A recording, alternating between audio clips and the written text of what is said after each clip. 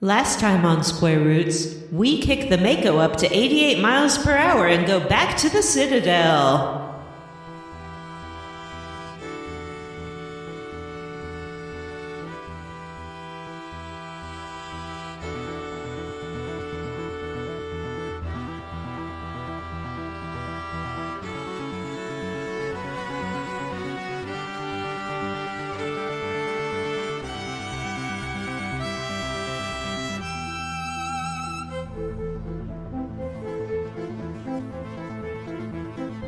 Hey everyone, and welcome to Square Roots, the classic RPG podcast. My name is Jim Banks. I am joined by Matthew Van Zant. I'm Matthew Van Zant. John, implanted by Sovereign Brandon. He made babies in my brain. And Vanessa. I'm Vanessa.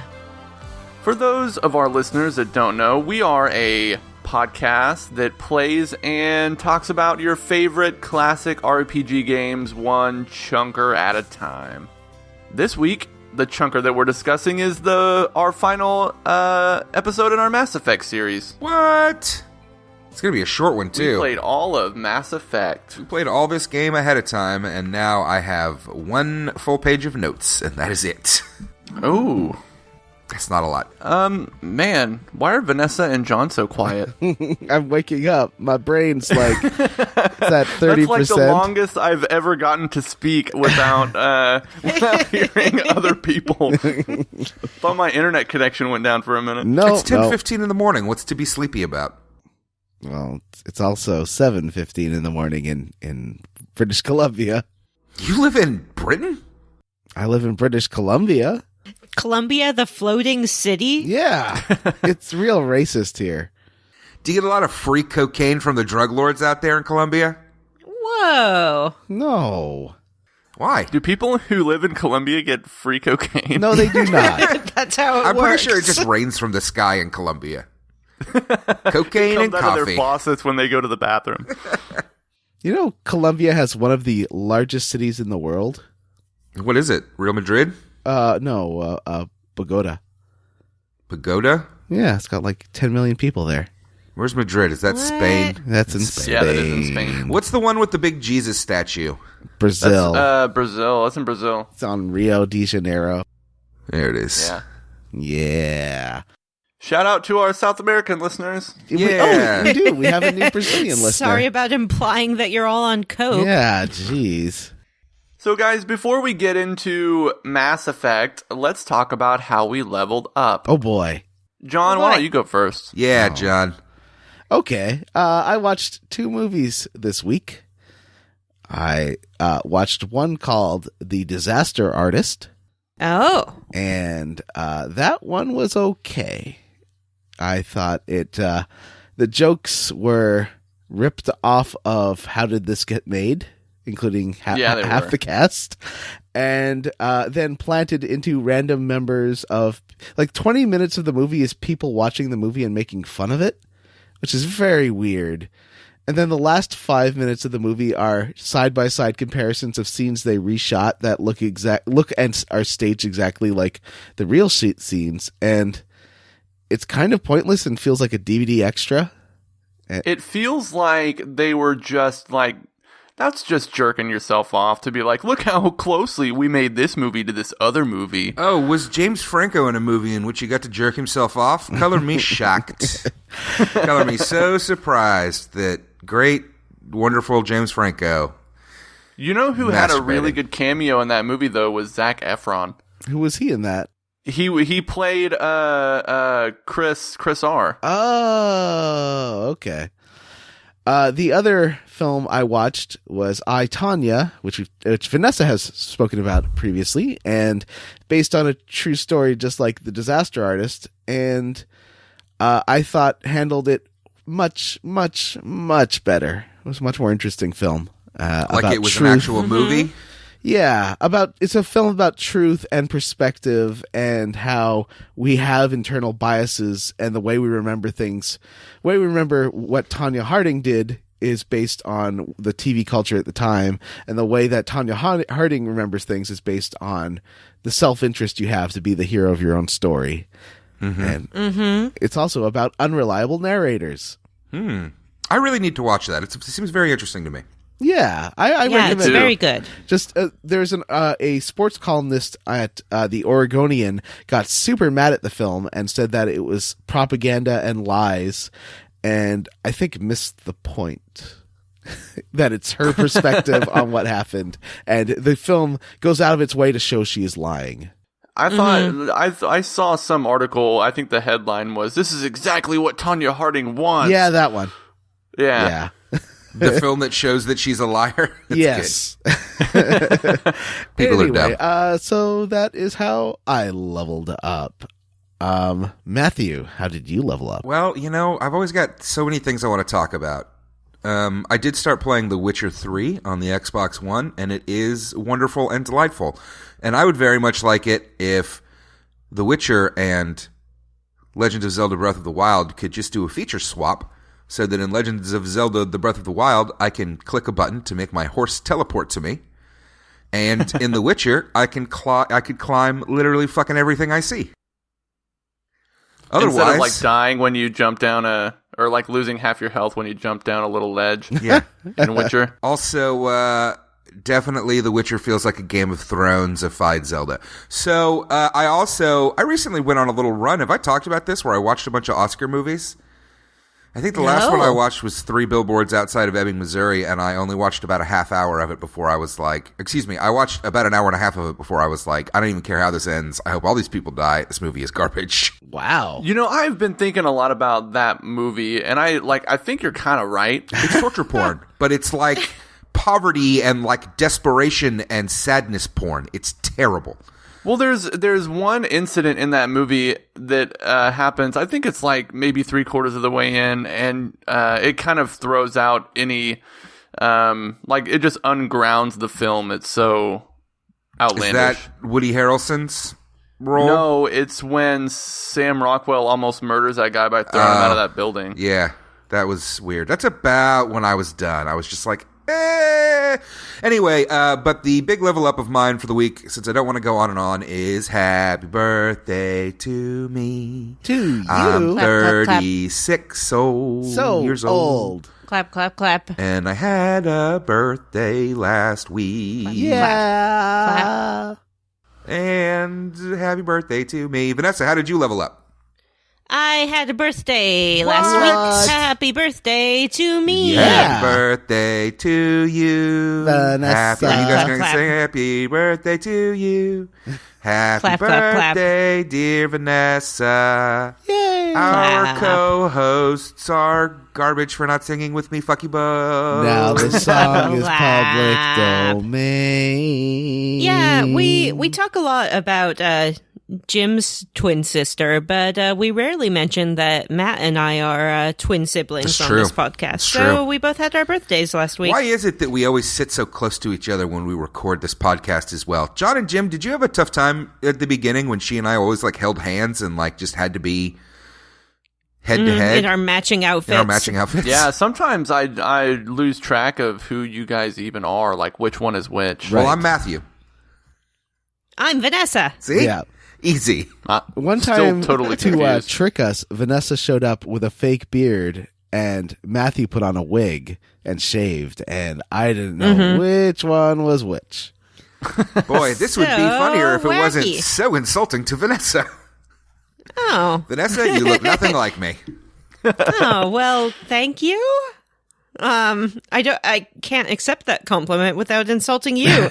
This is a real conundrum you've put me Yeah, in. just insult It's me. a I can't real be rude Vanessa's by choice. not accepting your compliment.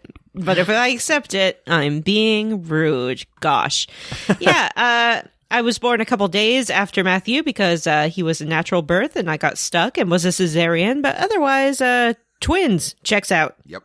Twins! Twins. I also guested on a podcast called Beckett to the Future.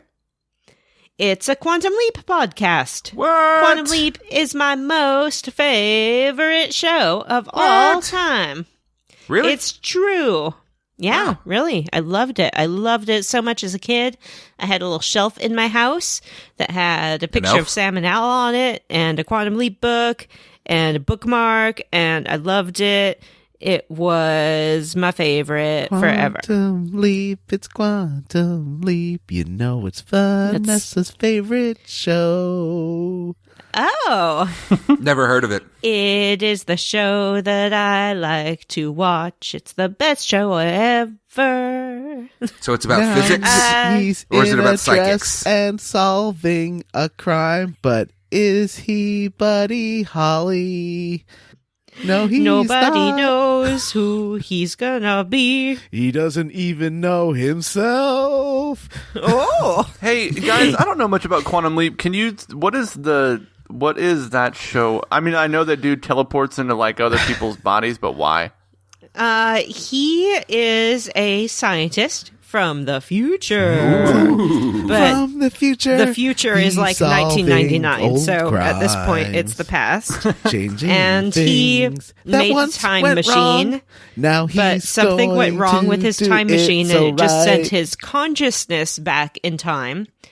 And he inhabits different people, and he's stuck in them until he fixes what went wrong with their life. Oh. And he is mentally linked to his best friend, Al, who appears in the past as a hologram. chopping a stogie. And Al like comes and he's like, my computer looked up the records, and it turns out this person that you leapt into is going to get murdered, so you better solve the murder. Or something like that. There's a 40% chance that you have to stop her from killing herself. Yeah. Yeah. Wow. But it tried very hard to be a super woke show for its time. Oh, no. Yeah, it gets, it tries, you know, when people try really hard in the 90s and sometimes it works and sometimes it's like, oh no. Yeah. It had its heart in the right place. It was feminist and progressive. However, the premise of the show still is that a white man comes and fixes all the problems of minorities. So, you know, it can be much. And some episodes were funny, and some episodes were dramatic. And some episodes were mysterious, and some episodes were straightforward. And some episodes made Matthew uncomfortable because there was a man dressed as a woman, and he grew up in the South where that was not where it was frowned upon. He, and because he's traveling through time, you see him dressed in 50s clothes, in 40s clothes, in 60s clothes, in 70s clothes. All the women's clothing ended up on that man. That actually sounds like a good show.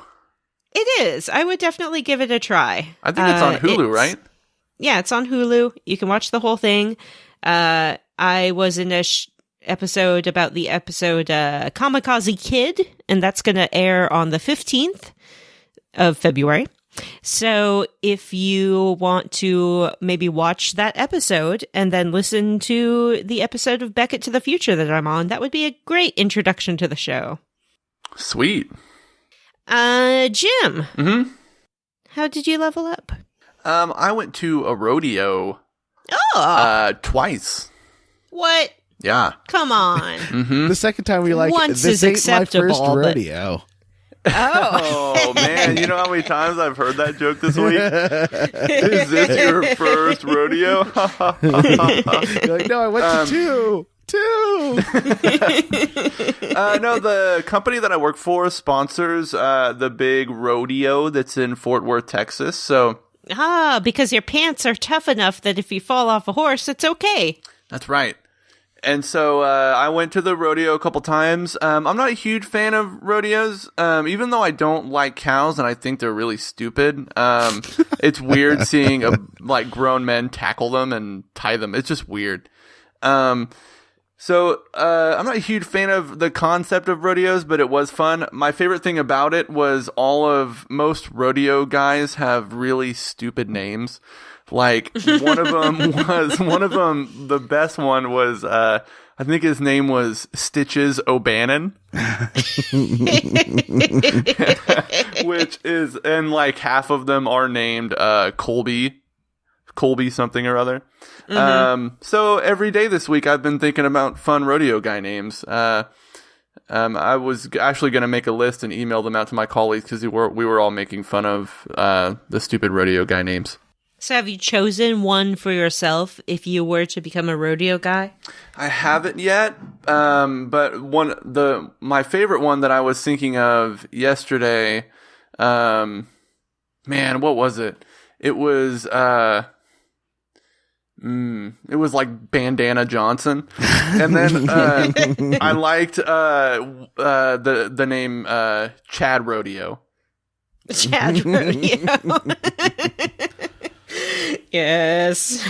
Love it. Yeah, so that's been occupying my thoughts a lot the past few days was fake rodeo guy names. Nice. But yeah, that's why I leveled up. Did we go through everybody already? Yeah. Yeah. Oh man, you guys ready to talk about the end of Mass Effect? Heck yeah. Never Let's heard do of it. What are we doing on this show? Masseffect.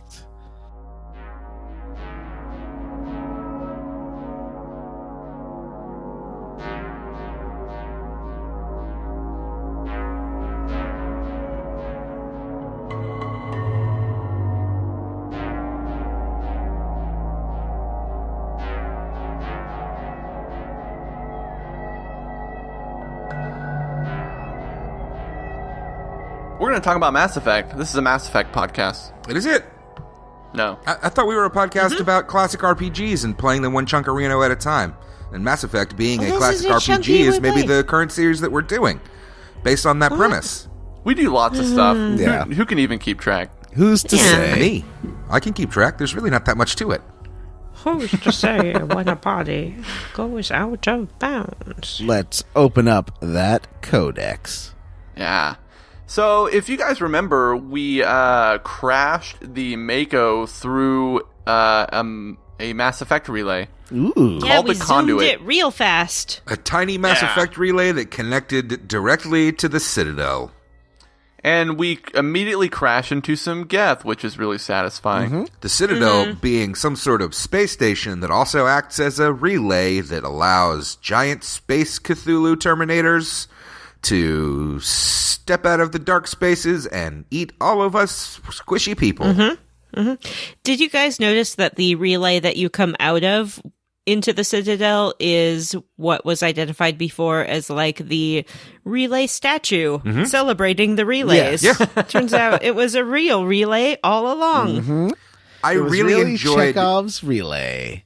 I really enjoyed driving the Mako through hyperspace and then crashing it into the middle of the Citadel. Yeah, it was This great. is how most games should end. Yeah.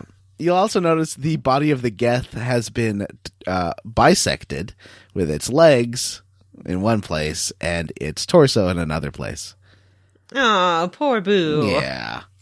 He got smushed. There's a lot of weird body horror in this episode that's pretty fun.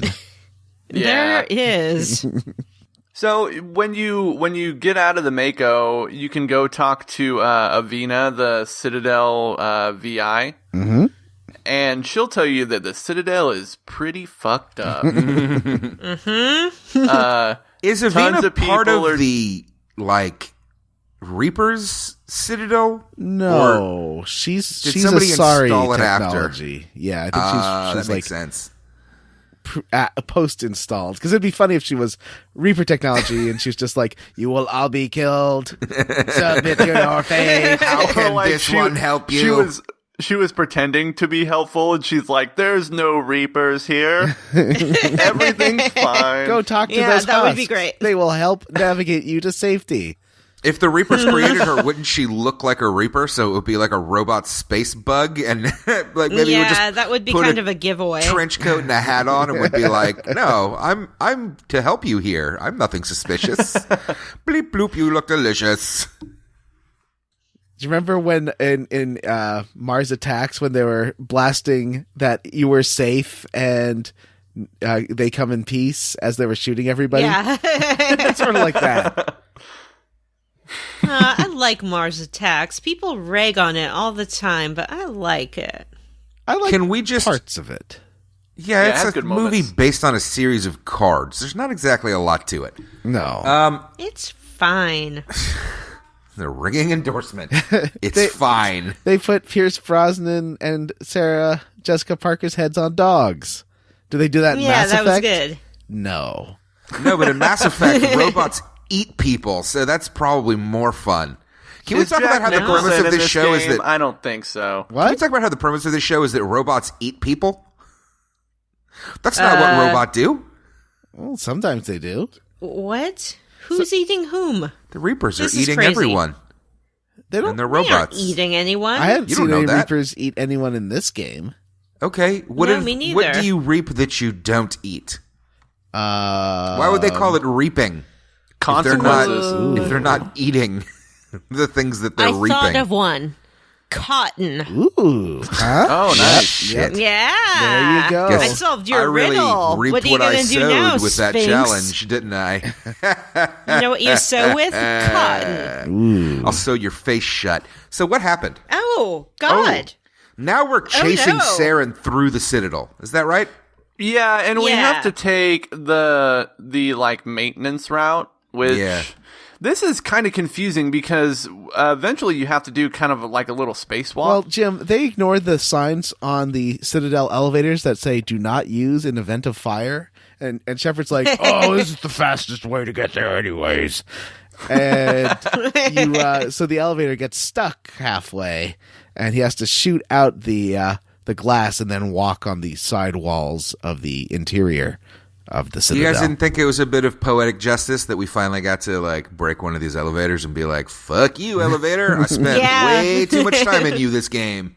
You know, I remember playing this game the first time, and I felt like the elevators were really jarring. I didn't even really notice them this time. Yeah, it didn't bug me at all, and we've had some listeners write and say how annoying they've been finding the elevators, but to me it's like, it's a loading screen, and they sometimes have cute dialogue. I'd rather this than a black screen with words on it saying, "Press L1 to equip weapons." Yeah. Mm-hmm. Listen, the Witcher 3 does this. Their load times in between fast travel and stuff, it's like a 5-minute load. So I can't really disagree with you. Like, this would be way better. If I could just get a 5-minute scene of Geralt walking along with his horse talking to it, that would be way better than... Yeah. Mm-hmm. Yeah, you're right.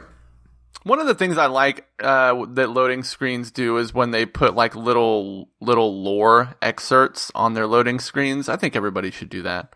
Yeah. It's a way to learn while you wait. Yeah, take a Codex entry and throw it up on the screen. What if it's just Solid Snake smoking? Let's see. So what are we doing? We're moving through the maintenance areas. There's a ton of geth, some Krogan, and a lot of those big turrets you have to just take out with your gun. Mm-hmm, mm-hmm. And then Sovereign shows up, which actually left me with a big question that I needed to ask you guys. Mm-hmm. Is Sovereign the insect-looking ship, or is Sovereign the squid-looking ship? It's the squid. And I'm looking confused ship. as to why there's both an insect-looking ship and a squid-looking ship. What insect-looking ship? Well, we saw another Reaper ship in Pharos that looked more like a tick. Remember? No. Which one is Sovereign? And why would there be more than one Reaper ship? I don't know. But remember in Pharos, you had to like cut the legs off of the one that was attached to the building? Oh, that's a geth ship, yeah. Oh, okay. So the guest ships are the ones that look like ticks. Yes. Okay, there you go, Matthew. That makes sense now. So yeah, there are geth and Sovereign. Right. And so Sovereign looks like a tick wearing a very pointy hat. But according to my Google search, Sovereign is the tick-looking ship. So it looks like a squiddy tick. It's a tick wearing a hat. So that's Sovereign. Yeah.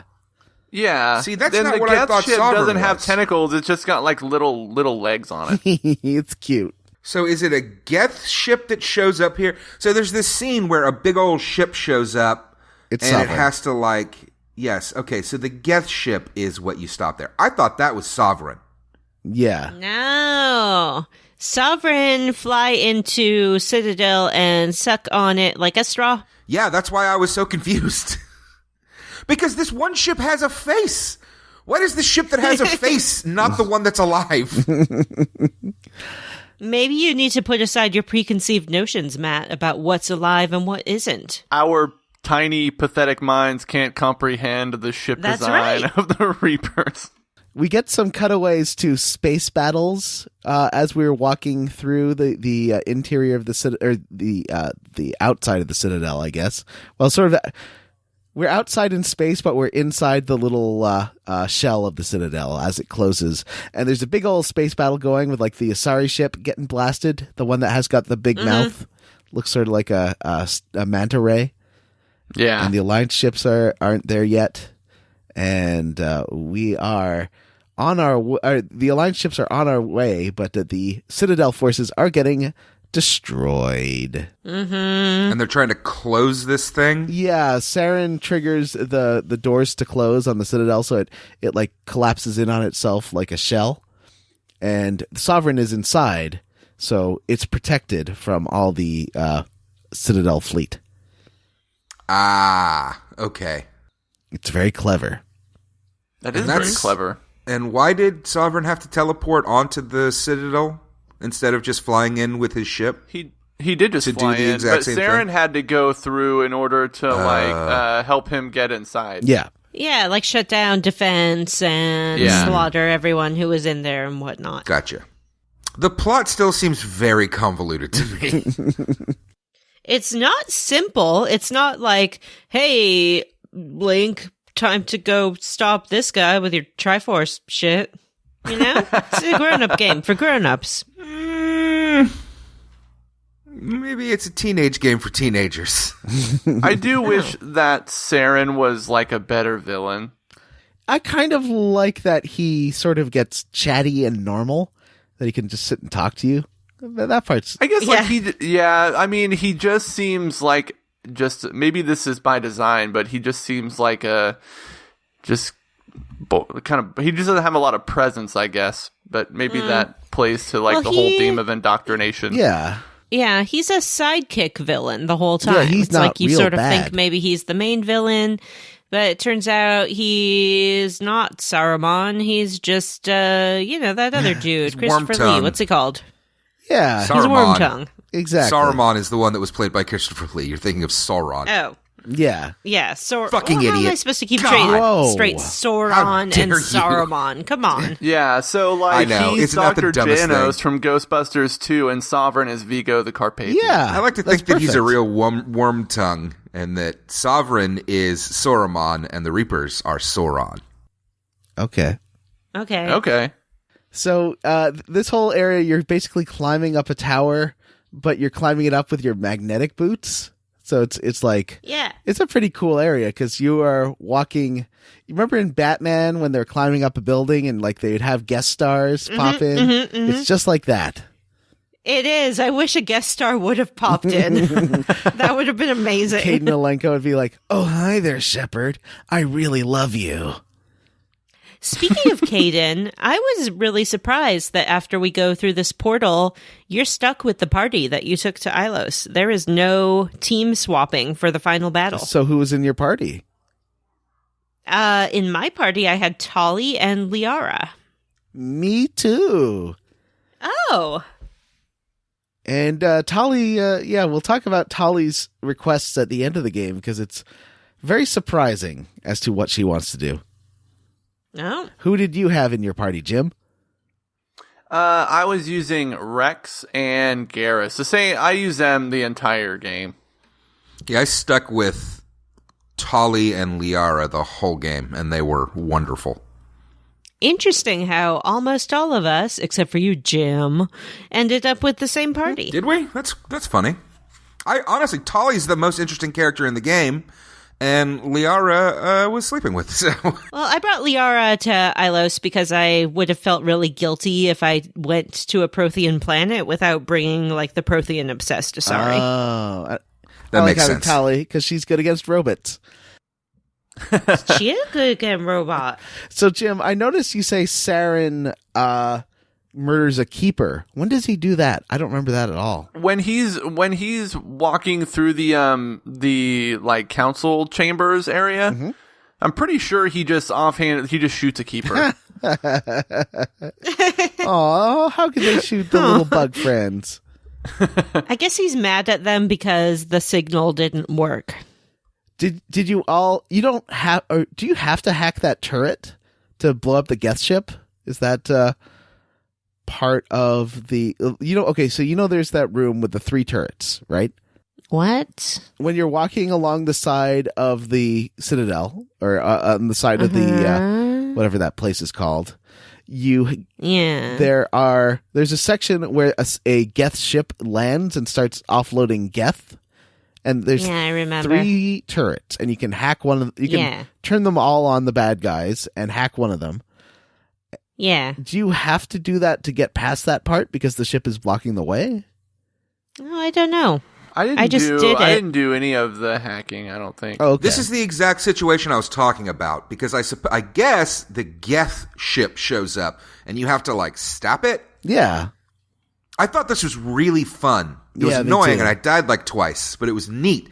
Also, I thought I was fighting Sovereign. That would have been a good Sovereign fight, shooting it with the turrets. Guys, we really need to get in this. Why do geth ships have faces? Because they're happy to see you. That's just how they're designed, Matt. Well, Let it go, Matt. Do you want to kiss that face? Is Sovereign a squid? No, Geth ship have face because Geth have face, and Geth ship is robot, and Geth is like, we are going to build a ship, but we're tired of people treating us like inanimate objects, so we're going to give the Geth ship a face, so maybe people will treat it with some respect and consideration. Didn't answer my Maybe. question, Sovereign Maybe. is a whale. though. Is Sovereign a whale? Sovereign is a kraken, and I can back this up. It's got 3 little legs, just like a kraken. It's got a sharp, pointy top, just like a kraken. And it's got little like insect legs on the side, just like a kraken. Yeah, but a kraken is just a whale, what some sailors saw, and they were like, oh, it's a mythical sea beast, That's the right. kraken. I'm sorry. No, it's a I whale. forgot You're that drunk. whales have tentacles like Sen, and therefore everything is a whale, according Did to Sin the have fucking tentacles? theory of Oh, he Vanessa. did. You fought him. My idea on why the Geth ship has a face is when the Quarians were designing the Geth, they wanted them to be like popular and cute and not scary. So when they designed the Geth ship you could buy, they wanted it to be like this friendly object that you'd be like, oh, look at this Geth ship. It's the cutest way to get from galaxy to galaxy or from solar system to solar system. But then the design turned against them. So did the Quarians make the Geth as like friendly little? Are they like toys? They were slaves. Like I have a Sphero Spider-Man that can like talk and play games. Does that mean is that what the Geth were originally? Yeah. Yeah, they were like they would work on the farms, they would read your children books at night, they would cuddle you when you're lonely. So they're droids. They're R2-D2s. Yeah. Yeah.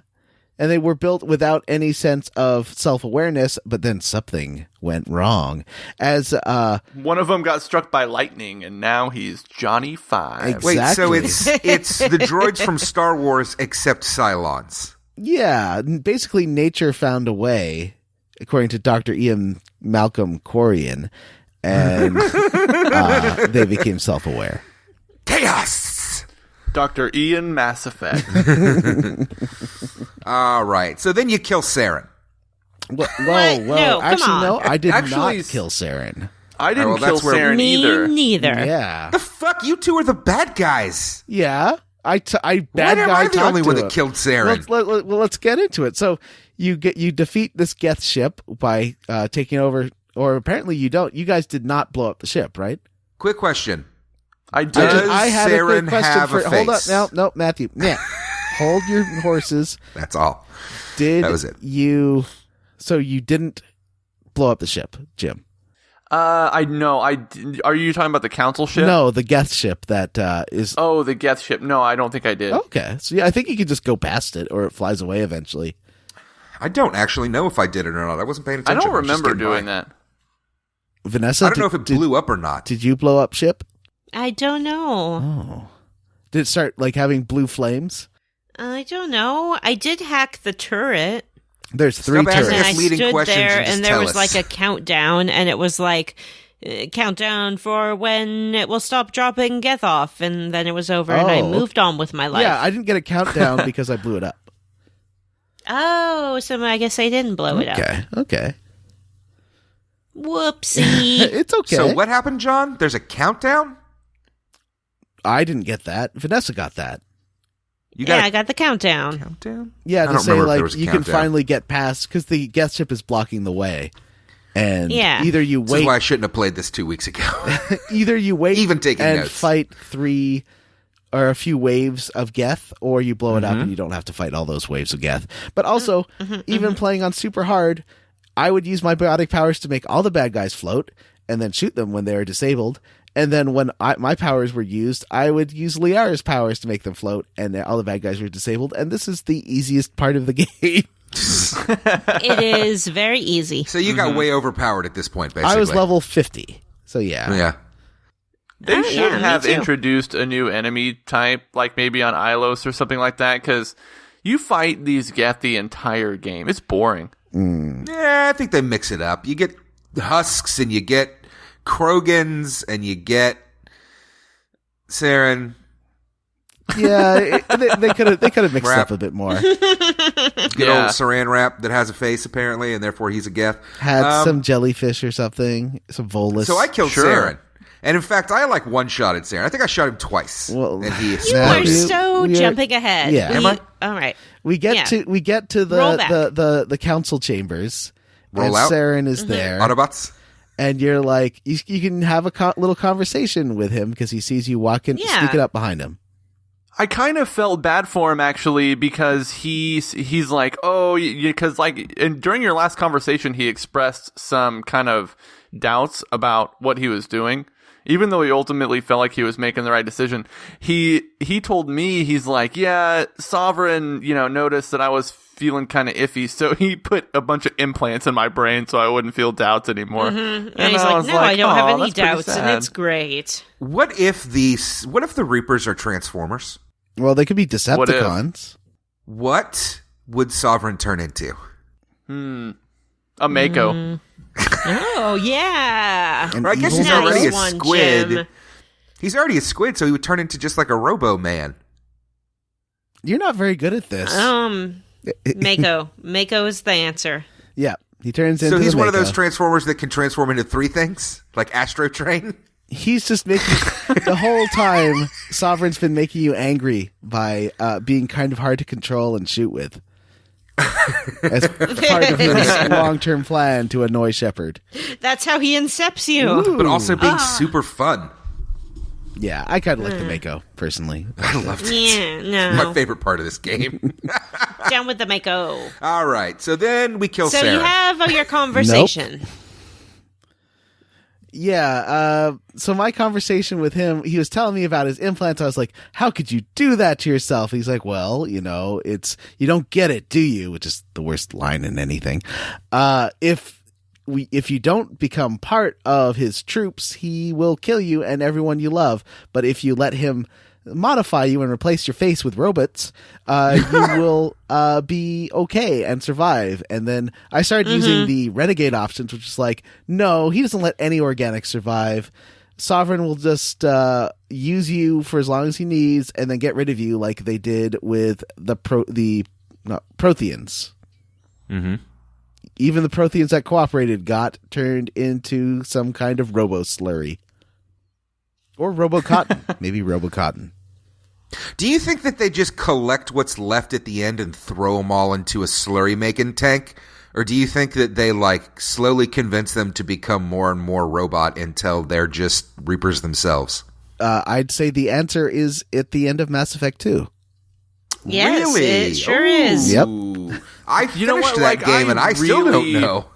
I really, really, really like Mass Effect 2. I think Mass I'm just Effect going to 2 play is it. amazing. I've had the same thoughts and feelings after finishing 1. I also So, have, John, but I have decided to wait until marriage. I also talked with Saren and said sort of the same thing, but I was choosing the Paragon option. So I was like, hey, buddy, it really sucks that all of this has happened, but you're being mind controlled, but it's not too late to do the right thing and come back from the edge.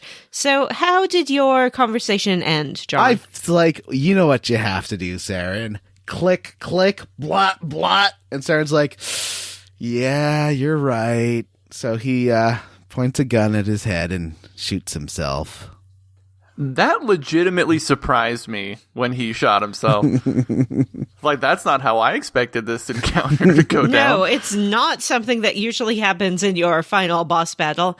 Yeah. The same thing happened with me, but I was just nice to him until he killed Were himself. you like, no? You killed him with kindness. Well, he killed himself with your kindness. And a Yeah, gun. he was like, I am indoctrinated, and it's probably too late for me not to be, but here, let me do you a solid and just take care of this boss battle for you.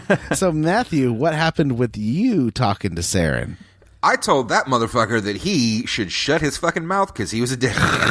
And then I shot him 2 times with my shotgun, and he exploded. Oh, wow. Oh. Fuck that. Why are you guys giving this guy redemption? Stop redeeming Nazis in these fucking games, you two. Nazi? Yes! You did the same thing in Star Wars. You were like, oh, I don't like space Nazis, but maybe they're not so bad after all. Whereas I am like, die. Well, I just go... Be dead. I just wanted him to be shooting himself to make it easier because I'm a renegade that takes the most useful option, which is to have him kill himself instead of fighting him. You're a pragmatic renegade. Yeah. I get it. I killed him. So then we killed Saren. I barely let him talk. I'm just looking at my notes now. Oh, I used shotgun carnage. That's right. The one time I used this, the one fucking time I used a skill in this game. Oh, wow. I used carnage, and I used it on Saren, and Saren went dead quickly. Kaboom. But it's not over yet. No. That's right. Because you run to the control panel to open up the petals of Citadel and allow people to penetrate and to expose Sovereign. And John, was that a euphemism? I know. What are you was. talking about? I would never. And then the Alliance fleet is like, Joker's like, hey, what do you want us to do? And Tali was like, hey, actually, you probably should hold back on helping out the Citadel ship, like the big Asari ship with the council on it, and let them die because, one, they're jerks, and two, you don't want to expend all your fleet saving the council when you need to you need them to fight Sovereign. And then Liara's like, if you do that, you are going to let thousands and thousands of people die and destroy our government. You should probably save them. I legitimately thought that letting them die was the good guy option. Oh. Because boy, that's like dumb. they're Oh, just boy. like figureheads, like they just sit on this council. Like how, like I thought the game was telling me that these council people were not worth the thousands of lives that it was going to cost to save You them. thought sitting back and letting people die was the good guy option? I thought that I was like the troops were being more useful saving the other people than saving the council. This is why you end games in Yeah. underwear, Jim. Jim does not have very much respect for public servants. Well, like the whole time, like your character just keeps telling the council how useless they are, and Yeah. to be honest, they are useless. They send you out to gather this intelligence, and then don't believe any of it when you report it back Yeah, to they them. cause half the problems in this game. Yeah. Like any I guess government that's bureaucracy. Oh, yay, bureaucracy. But once again, this is a game Vanessa's where a cog in the machine. the final couple of choices indicate whether or not you get the good ending or the bad ending. And Jim, even though he was for some reason good all the time, Even though he said he was going to be bad at the beginning. yeah, I think Jim just got the didn't bad even That ending. one fail at lady being shamed bad me this into being time. a good you guy. famed it. You failed at being good and bad. Like What that. the fuck, Jim? I was surprised because I've never seen the bad ending before. I'm surprised how evil the bad ending to this game is. I'm like, wow. Yeah. Because I was Did playing we as talk Renegade. about how Saren came back as how Sovereign Yeah. took over Saren and Oh, see, that's pretty fun. Yeah, we should get to that. Because That happened I, first, and I then sent you let the Joker council to die. save the council. oh, okay. I also let the council die. Obviously, fuck them. it cut to But Joker is saving them or not. Yeah. what happens to because you get a cut to the council ship, and they're like, "Oh, human fleet, Joker, please save us!" And then the assistant pilots like they just turned off their connection. What happens if you do help them? If you do help them, they're like, "Oh no, we're going to die!" And then it's like, "Oh no, here come the humans!" And they're like, saving "Hooray!" the day, helping each other, best of friends. Jim thought this was the wrong thing to do. Save time. I thought the game was telling me the council wasn't worth it. Jim chose the option where humans are all Nazis. So, Jim, you didn't save them. Is that what you're saying? Okay. I did not save them. But, like, I was, like, really bummed out, like, because I let them die, and then it's, like, 70 renegade points, and I was like, fuck. All right. So we all let the council die, and then... No, I save them! we have to go shut down Skynet. Well, I really liked the whole... So, Shepard, you get down to where Saren's body crashed, and then Shepard's like, check that he's dead. And Tally just walks up to it and starts shooting hot laser holes into his head. Yeah, I like that. I wish I could have named... But then he comes back to life. He comes back to or life. Kind of. Yeah, well, Sovereign uses the robot parts, what he remade him with. And like they fry most, if not all, of his skin off, and he's just like a spindly spider robot thing that climbs all over the walls. Yeah, he's a skeleton, but he has LED lights on him. He's kind of like a Terminator when Terminator's skin decided to go bye-bye. That's and he also says that he is sovereign. It's he definitely turns into a fucking lich or a Nazgul. Hey, does anybody else notice how many fantasy elements are in this? No. There's a ton of fantasy elements in this game. This is a sci-fi game, Matthew. Yeah, It is a sci-fi game. It is a sci-fi game that really heavily follows a lot of the tropes of fantasy stuff. Okay. With, like, Almost as if gods it's a from beyond the science stars. fantasy game. Ooh. And That's not like I think that maybe it is a fantasy thing, but whenever people say like gods from beyond the stars, I think like cosmic horror.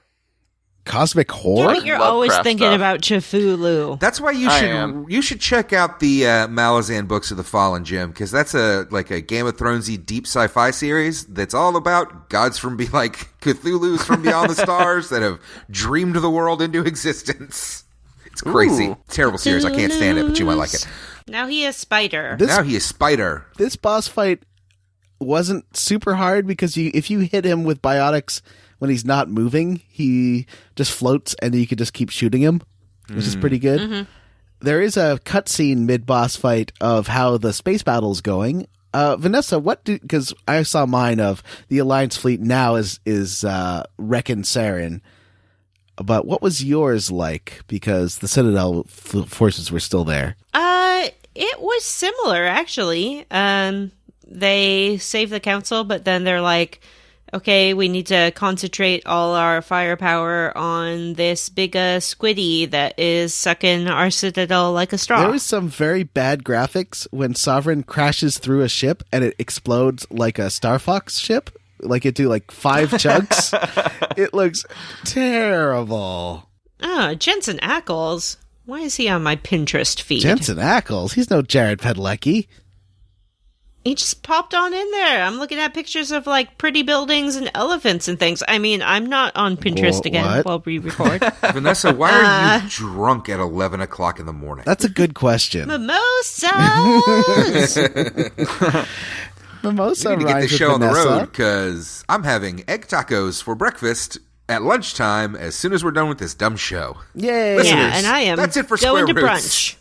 brunch. So we kill the spider. Yes, and Yes. then the council or the fleet kills the sovereign ship, and that's the end, right?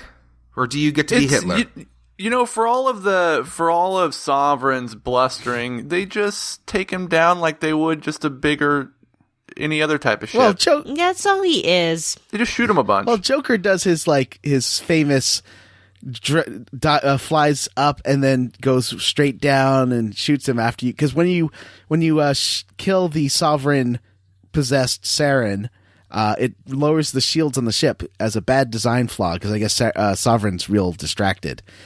And then Joker does this like cool flying maneuver and then dive bombs Sovereign and blows it straight to hell. I like the idea that Sovereign can't multitask. Yep.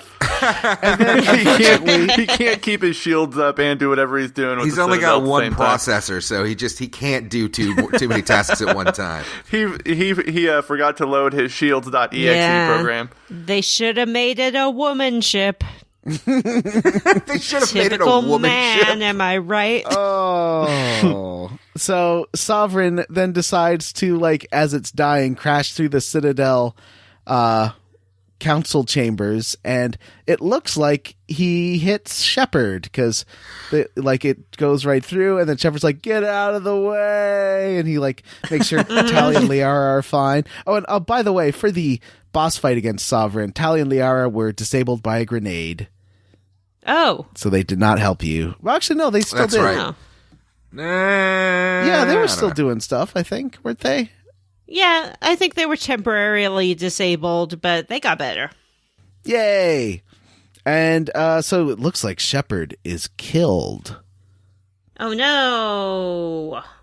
And The Mass Effect series really has a hard-on for killing Shepard. I thought that he actually died. I thought Mass Effect 2 started off with a dead-ass Shepard. not from this. It does. No, not from this. Yeah, from something else. That's Yeah. dumb then. Why would, okay, whatever. Yeah, actually, you know what? Matthew is totally right. It would have been way better if Shepard died at the end of this and was brought back at the beginning of 2. But BioWare sucks for doing stuff like that because every time... Yeah, people would have been all like, "Meh, my person died. I'm not going to play too." This game may have gone down as like a real fucking classic. Like a real fucking classic if they had killed the main character at the end. But if they Yeah, had true. killed the main character and then just brought him back and like taken away all of the consequences or like the stakes from the first game, that would have felt a But they little. did that in Mass Effect 2 anyways. Like, he just dies, or he or she dies at the beginning of the game, and the whole thing in Mass Effect 2 is the consequences of why that happened. And yeah, it would have been better if they just... Yeah, but I like our little epilogue that we get That's here true. with But you well, don't mine need was with Shepard the council in it. because I saved them. So what was your epilogue like? Can I do it? Because I really, guys, I know I've said a lot of Nazi stuff this episode. That's not intentional. I wrote this down in my notes. I was a real Hitler in the end. What did you do? No. Tell us about your ending. I decided that since the council was dead, what the universe or the galaxy really needs is an all-human ruling council. Mm-hmm. And I elected Captain Anderson to lead that all-human ruling council that will now control the Citadel and the rest of the galaxy. God. I could have elected it to No. be the diplomat, which I thought was the actual despicable evil choice, because at least Captain Anderson seems to have some fucking morals.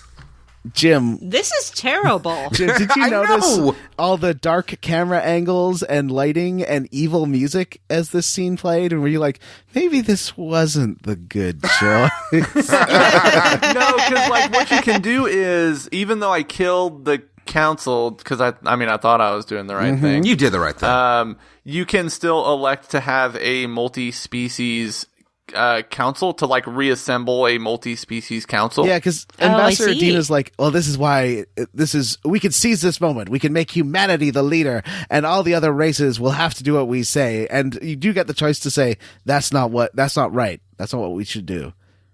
I guess that's what you did, Jim? Yeah. Because, like, I mean, I don't like Udina. So I told Udina, it's like kind of, there's something satisfying in kind of like denying him a promotion. Where it's like, you know what, Udina, we're actually not hiring. But, yes, so I elected Anderson to the council. I said that there should be other aliens on it. Hopefully they'll let the Volus on, because I think they deserve to be a council species. Yeah, they're I'm all adorable. about them. I'm all about them octopus brains. What were those things called? Batarian? Hanar? Hanar, yeah. Yeah. Hanar.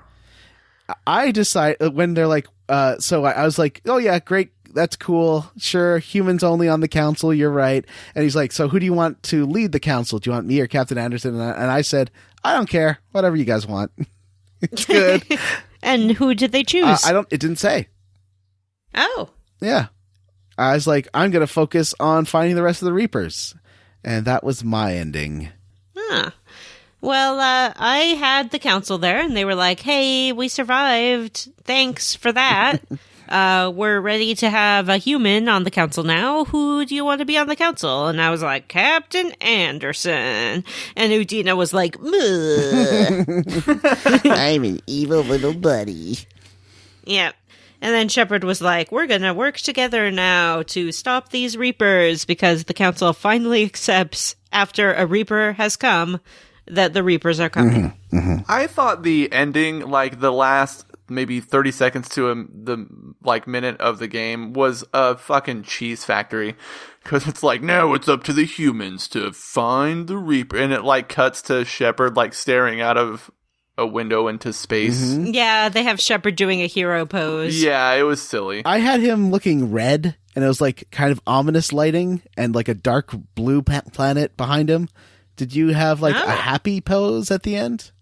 Yeah, mine was happy. I remember him just being on the Citadel, actually, or her, I should say, and just standing there and being like, yeah. Mine was like standing in this Shepherd. red nebula. It looked like there's a red nebula and a dark blue planet behind him. It looked very evil. So I don't remember that. I think it's different if you're a renegade versus Paragon. I think. Is that it? Yeah. Is that all of Mass Effect? I thought there would be That's something it. at the end of the credits, but that's Mass Effect 2, not Mass Effect 1. There's nothing. You just sit through a long song by some band. Yeah. Ooh, I did find Video something games, interesting. why do you do that? I did find something interesting in the Mass Effect wiki, in that there's a bug that some people encounter when they're deciding whether to save the council or not, that causes one of your squad members to disappear, which means it says the remaining squad mate will essentially develop a split personality and simultaneously argue both for and against saving the council. Oh, I wish I'd seen that. Yeah, know, that that's sounds great. great. Speaking of, I really hated how at the end of the game they made Liara. Actually, you know what? I'm going to save that for Squarely Against. Were there any mini games this time, JoJo? No. Well, other than hacking the turret and doing the Simon game. That's the only mini game in this section. Vanessa, did you want to Rate-A-Hunk? Yeah. This week's hunk is Sovereign. Yay! Always knew it was going to end in tentacle porn, guys. Sovereign's a little bit of a complicated hunk because he has two forms I'm going to talk about. The first being giant space squid, and the second being Saren, what turned into a skeleton spider, who also claims to be Sovereign at that point. Tentacle Sovereign, it's unknowable to me whether or not he is attractive to his species. I suppose he looks to be rather sturdy. He does his job well. He improvises when he can't send his keeper signal and finds another way to accomplish his goals, which is good. He doesn't just give up and die. He seems to be well enough proportioned. He can move through space, which is the function of his body. And he indoctrinates people, which, let's face it, is not great. Because that just makes him likable, right? I would say that there are some consent issues going on with Sovereign. I don't want to get too heavy in this show, but it's not really appealing. What happens if Sovereign is like the Sebastian Gorka of Reapers and actually super unpopular in his home area, and like everyone kind of doesn't like him, and there's a warrant out for his arrest, and he just kind of forgets all that when he goes into Earth's itty space. You know, it's possible that he's not very popular because he was the one Reaper elected to stay behind while the rest of them go to the edge of the galaxy. So you're right. He's probably not very popular with his people. They're like, okay, it's going to be another 50,000 years. Who's going to stay behind this time? Well, we go have our Reaper party. Beyond the edge of the galaxy, and they're like, hey, Sovereign, buddy. And he's like, oh, I did it last time. And they're like, we know. We'll get you next time, but just for this 50,000 years, just hang out by yourself for a while. See ya, bye. So, yeah, I like this. I think we have discovered here that Sovereign is a giant nerd ball that nobody likes. Probably because of his consent issues. What about when he's a mash-em-up with Saren? Well, when he's a mash-em-up with Saren, I mean, on the plus side, he becomes more humanoid, which, when you're looking for a hunk, I think is something that we all tend to gravitate towards. Something with the basic form of a human or animal. I guess not all. I saw that documentary, but that's neither here nor there. He's trim, perhaps a little too trim, since he is just exposed bones with LED lights covering them. And but he is very spry and flexible, so that's not nothing. Still, given the fact that he is a giant space monster with a lot of problems around issues of consent, and or a spider skeleton, I'm going to give Sovereign a 0.5 out of 5. How do you smooch someone with no lower jaw? I guess you just kind of put your mouth in his mouth. He doesn't have it's half a mouth. Maybe you kind of kiss the roof of his mouth. No. Gross. Yeah. Sorry, Sovereign.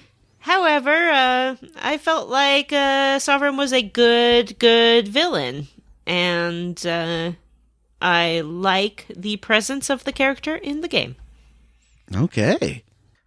Did it drive you insane, Vanessa? Sovereign? Did seeing Sovereign and knowing Sovereign as it woke from its billion-year slumber drive you to madness? Also, how terrible do you think Sovereign's operating system is right now compared to all of his buddies that have been in dark space for like a million years? And he's just been sitting there like he's operating on some Windows 95 legacy system bullshit. Yeah, it's some true. DOS-based bullshit. And these guys are going to come sweeping in with their iPhones, and he's going to feel like a real idiot. The end. Did not drive me insane, but I do think you're right, which is all the more reason why Shepard and pals better buff up for the next Reaper incursion. Yep, at the Mountains of Madness.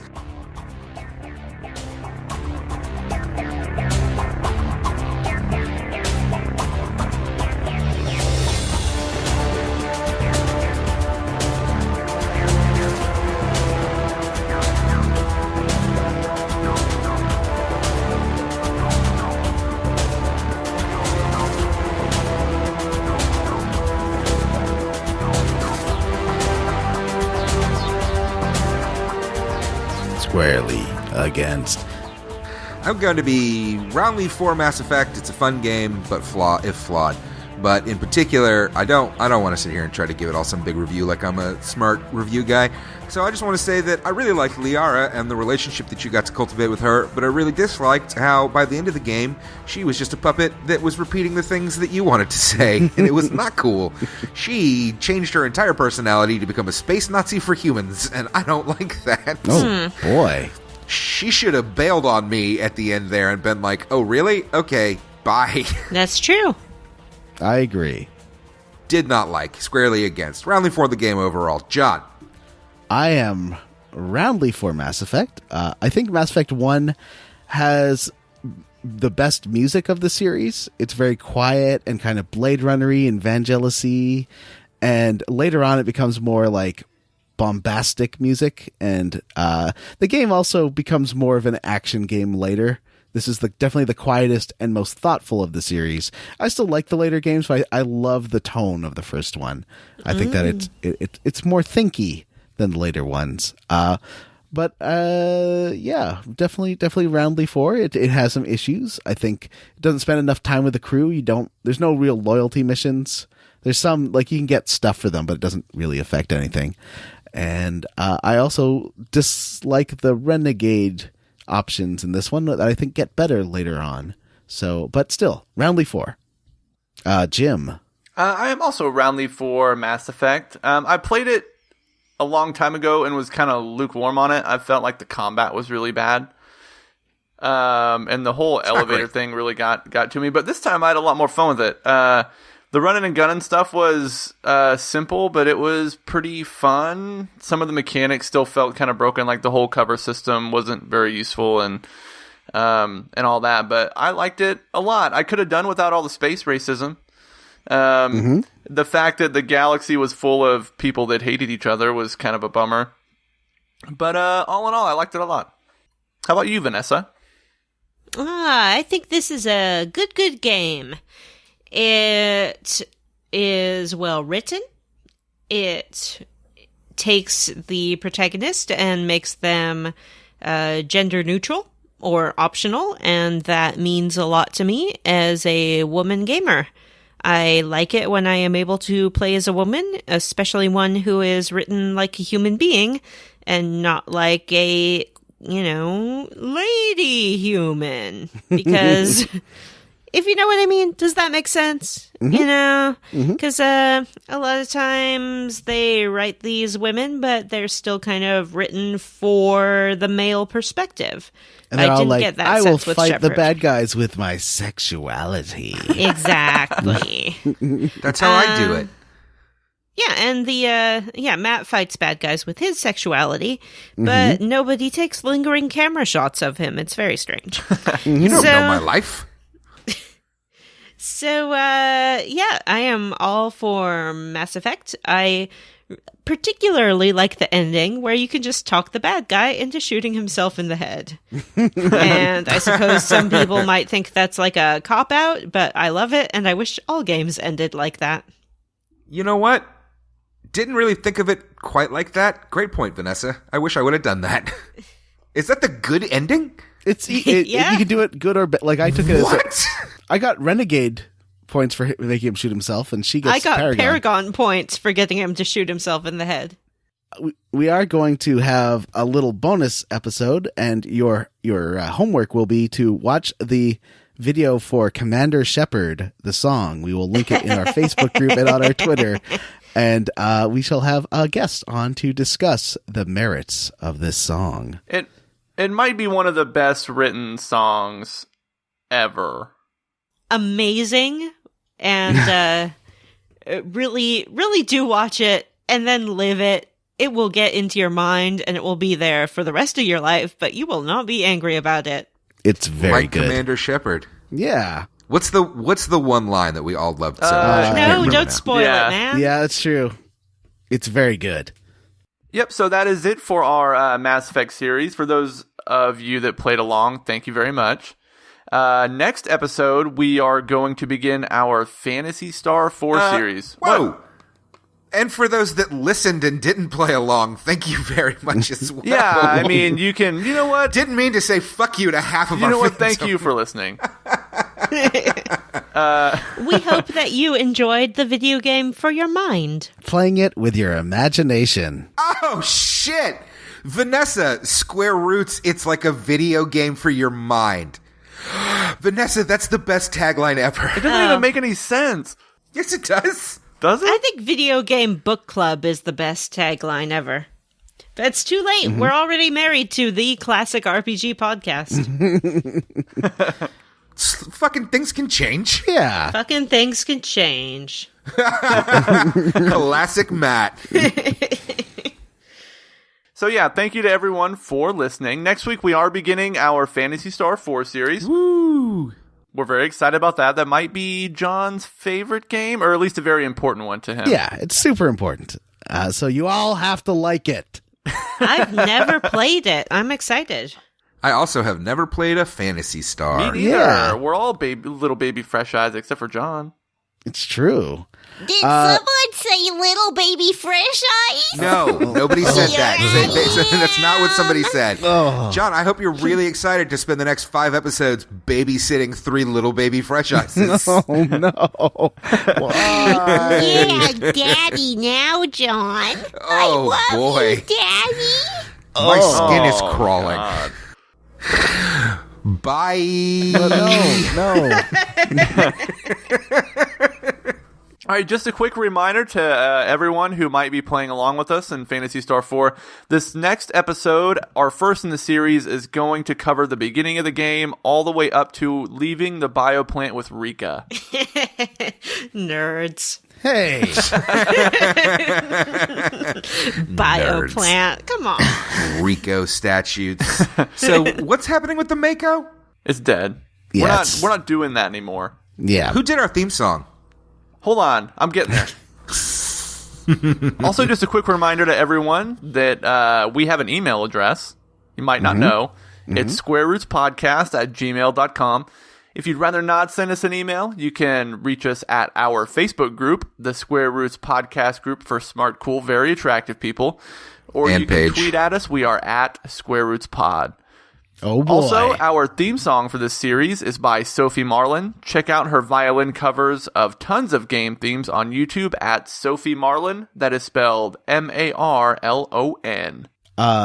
Check Jim and I out on the Kill by Kill podcast. We are on 2 weeks in a row because we talked so much about literally 15 minutes of Jason Goes to Hell. Jesus. A very disturbing 15 minutes. Oh, it's great. Or as John, and it was more of a sexual, I thought it was weird. John had kind of a sexual awakening. Yeah. Yeah. There is someone being tied down to a table and forcefully shaved that Oh, I God. found very strange and enthralling as a 14-year-old. Oh, no. And I'm check out scared me now. on Beckett to the Future, the More Than Yay. League podcast. All right. Or go listen to the Best Acquaintances podcast with me, Matthew Van Zant. It came out like a week ago. Ooh, yeah, totally listen to that. And also rate, review, and subscribe. Next on our bonus episode, I'm going to go through a couple of the reviews we had and tell you how you leveled up. All right, guys, that's it. We did Mass Effect. Yeah. We did a Yeah, we Mass did. Effect. You Mass did a Effect, Mass Mass Effect. Effect. I'll do a Mass Effect. All right, everyone, for Yeah. Square Roots, I am Jim Banks. I'm Matthew Van Zant, Mass Effect. Wait, I'm Mass Effect Van Zant. Mass Fanzant? Hey now, is that a fat joke? No. Did you just call me fat? No. I'm little old Johnny Brandon. And I'm Commander Vanessa. Bye.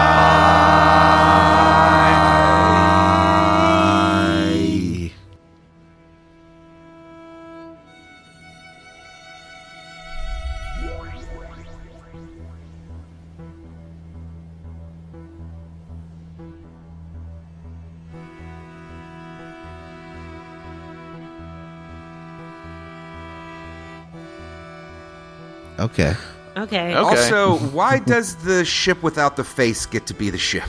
It's so stupid. I'm so mad Is it about a smiley face? Which one has a face? The guest ship has his face or something? Ugh. I don't know what face he's been talking about. This is the Geth ship, and that's the front of it. See how it's Oh, got it has like a Okay. head. It's got a head. Heads have faces. Yeah. Oh, it's cute. It looked like a little bee. Do you see why I thought that was Sovereign the whole time? It's got a fucking No. face. Fuck you.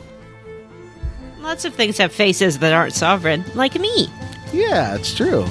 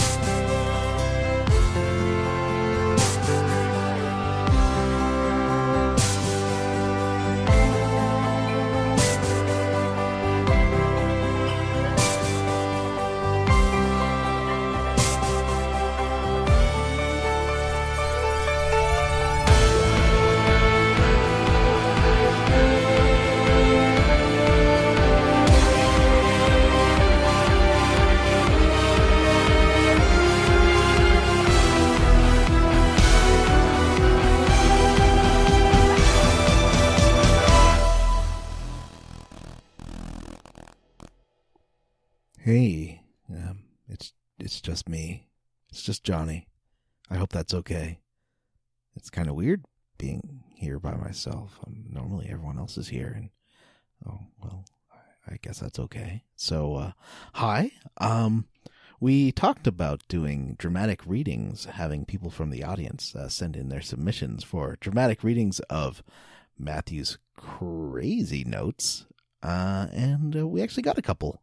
One is from the delightful Stan Ferguson, who has been on previous episodes. Hi, Stan. Let's hear it right now. F. Done by Matthew Van Zandt. Fads never die. They get integrated into the norm. Game mechanics, like open world, eventually do being fads, are made a part of the norm. Other examples: God of War with big-ass boss battles. Once they are perfectly integrated, they become the norm. You can look at today's fads as a predictor of the future in design. Soon, every game will be open world, but you won't notice. Bye, Caden, and fuck you, Sarah Socks. Okay, thank you, Stan. That was amazing. And we have another one from Eric Garb. I believe that's how it's pronounced. It could be Garby, or it could be Garb, or it could be Garbe. I don't know, but let's hear it now. Fads. You gentlemen want to know about fads? I'll tell you something about fads. Fads, they never die. They evolve and become integrated into the norms. Game mechanics like open world, they start as fads and eventually are just the norm. Another example, God of War. God of War with those big-ass boss battles. Started out as a fad, now it's the norm. Once something is perfectly integrated, it becomes the norm. You can look at today's fads as predictors for the future of game design. Soon every game will be open world, but you won't notice. Last few words for you, gentlemen. Fuck you, Caden. Bye. Sarah Sucks. Fantastic performance. All right, and now back to real life.